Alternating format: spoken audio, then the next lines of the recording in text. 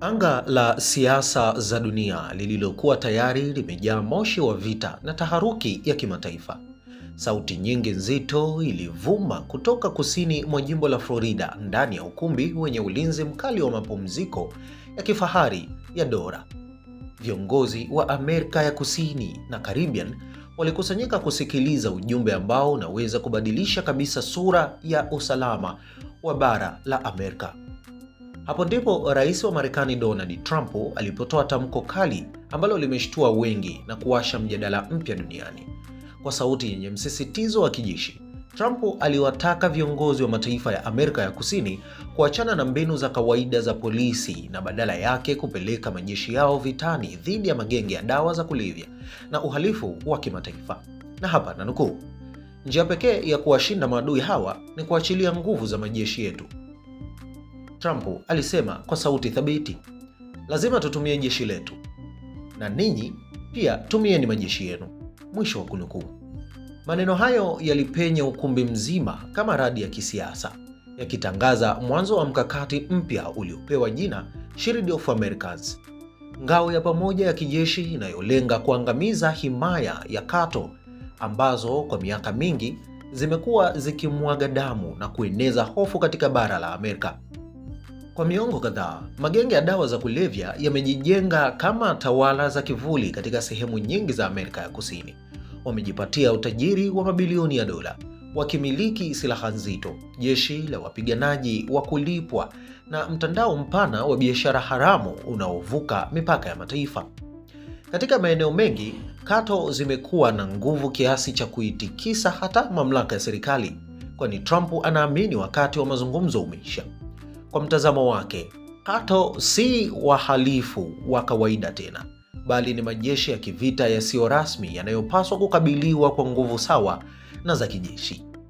Mkutano huo uliowakutanisha viongozi wa nchi kadhaa za Amerika ulifanyika katika hoteli ya kifahari ya Trump National Dora, Miami. Mataifa yaliyoshiriki yalijumuisha Argentina, Bolivia, Chile, Costa Rica, Dominican Republic, Ecuador, El Salvador, Guyana, Honduras, Panama, Paraguay, Trinidad pamoja na Tobago. Hata hivyo, kukosekana kwa mataifa makubwa kama Brazil, Mexico na Colombia kulionyesha wazi kuwa bara hilo bado limegawanyika kuhusu njia sahihi ya kupambana na Kato. Trump hakuficha hasira yake hasa kuhusu hali ya Mexico.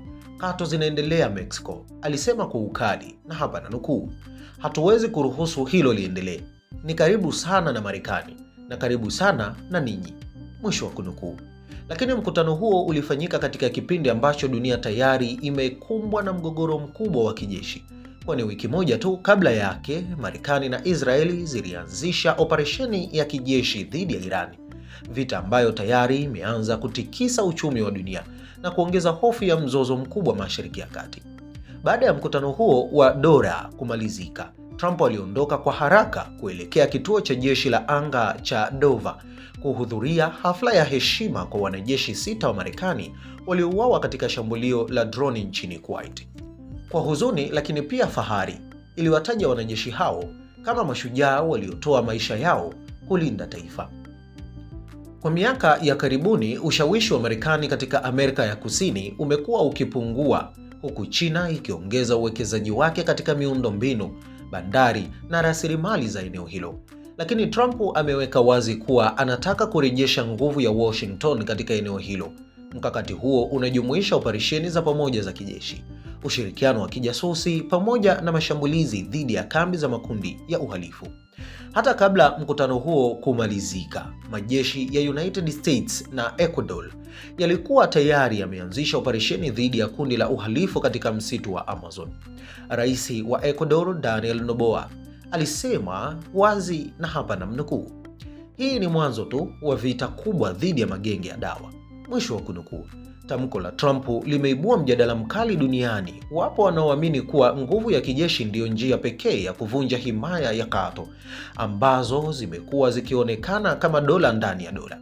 Lakini wakosoaji wanaonya kuwa kupeleka majeshi vitani dhidi ya makundi ya uhalifu kunaweza kusababisha machafuko makubwa zaidi na migogoro ya muda mrefu katika bara la Amerika. Katika wakati ambao dunia tayari inawaka moto wa vita kutoka Mashariki ya Kati hadi Ulaya na sasa Amerika ya Kusini, tamko la Trump linaweza kuwa ishara ya mwanzo wa kampeni mpya ya kijeshi ambayo itabadilisha kabisa mapambano dhidi ya magenge ya dawa za kulevya duniani. Na kama historia ya siasa za kimataifa imetufundisha kitu kimoja, basi ni hiki: wakati viongozi wakianza kuzungumza lugha ya majeshi, dunia huingia katika enzi mpya ya mapambano.